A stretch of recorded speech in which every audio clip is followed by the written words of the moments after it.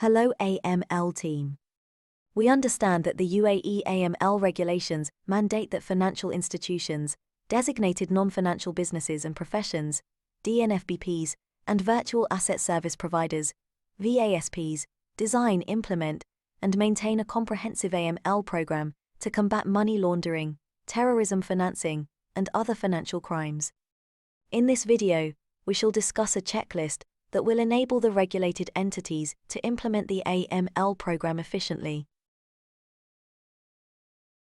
The primary requirement under the AML framework is to get registered with the UAE Financial Intelligence Unit's go-AML portal. The regulated entity must ensure that the information and details about the business available on the go-AML portal are not outdated. The entity must review whether this information is accurate and valid. The second essential element necessary for driving the AML program is having an AML Compliance Officer who is competent enough to design and implement the AML policies and procedures. Further, the regulated entities must check whether the appointed AML Compliance Officer has adequate authority and access to the required records and documents, enabling the fulfillment of the Compliance Officer functions diligently. Moving to the AML program development part now. The regulated entities must conduct the enterprise-wide risk assessment to assess the potential exposure to financial crime risks and define the adequate controls required to mitigate the identified risk. The regulated entities must periodically review the relevance of the assessed business risk to ensure that it aligns with the entity's current business profile. Having verified the accuracy and adequacy of the business risk assessment, the regulated entities must proceed with determining whether the entity has comprehensive internal AMLCFT policies, procedures, and controls. The regulated entities must ensure that this framework is aligned with the entity's assessed AMLCFT risk and the regulatory obligations prescribed by the UAE AML regulations. Further, the entity's senior management must review and approve these AML policies and procedures. While establishing the business relationships, the regulated entities must ensure that the team adopts a robust customer due diligence process. In this context, the entity must ensure that the customer onboarding process and the due diligence measures to be applied are well documented and circulated among the team.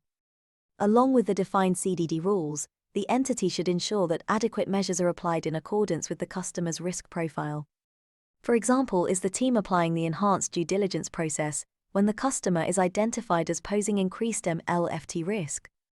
While establishing business relationships, implementing targeted financial sanctions, and screening the customers and their beneficial owners is another vital element of the AML program.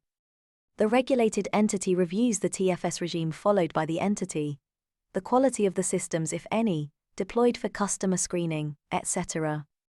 Further, the sanctions compliance policies and program must also support the ongoing screening requirements imposed under the AML regulations to manage the dynamic risk profile of the customers. Once the customer is onboarded, monitoring the business relationship, including the transactions executed by the customer, is crucial to identifying and managing the risks.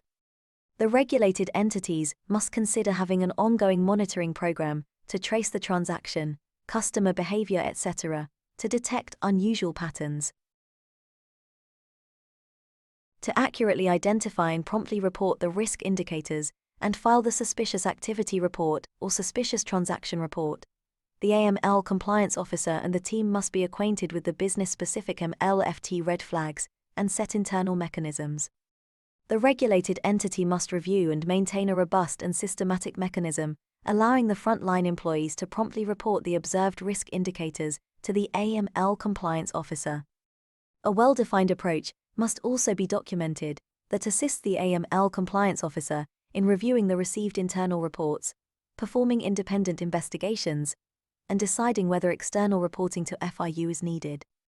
Not just limited to SAR or STR, the AML program must be comprehensive, covering the circumstances where different reports, like DPMSR or fund freeze report, etc., are required to be filed with the FIU or any other concerned authority.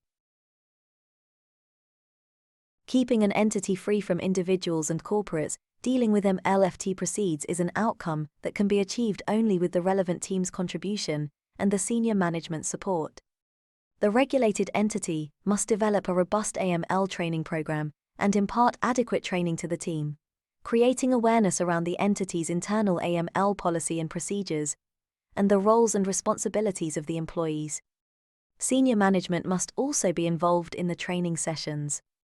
The AML program should clearly provide that the AML Compliance Officer furnishes periodic AML reports to the senior management, updating them on the entity's AML activities, key statistics around the customers onboarded and transactions executed, along with the risk profiles, the AMLCFT suspicion observed, and the reports filed with the FIU, etc. The regulated entities must have a proper AML record-keeping policy, highlighting the documents and information to be maintained, how this information shall be maintained, and for how long, etc. The AML records should be maintained in an organized manner with easy retrieval, but parallelly safeguarding the data from unauthorized access. To review the quality, relevance, and comprehensiveness of the AML measures, the entity must implement an AML audit function. The AML auditor must be independent of routine AML activities and capable of providing an unbiased opinion on the regulated entity's AML compliance status.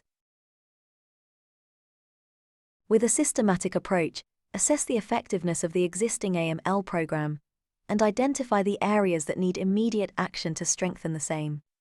Set your AML journey right with adequate measures to detect and mitigate the financial crime risk, while staying AML compliant. Trust that this video helps manage your AML compliance function effectively. Stay tuned for more informative videos. Thank you. Don't forget to like, share, and subscribe to our channel, and hit the bell icon so you never miss a video.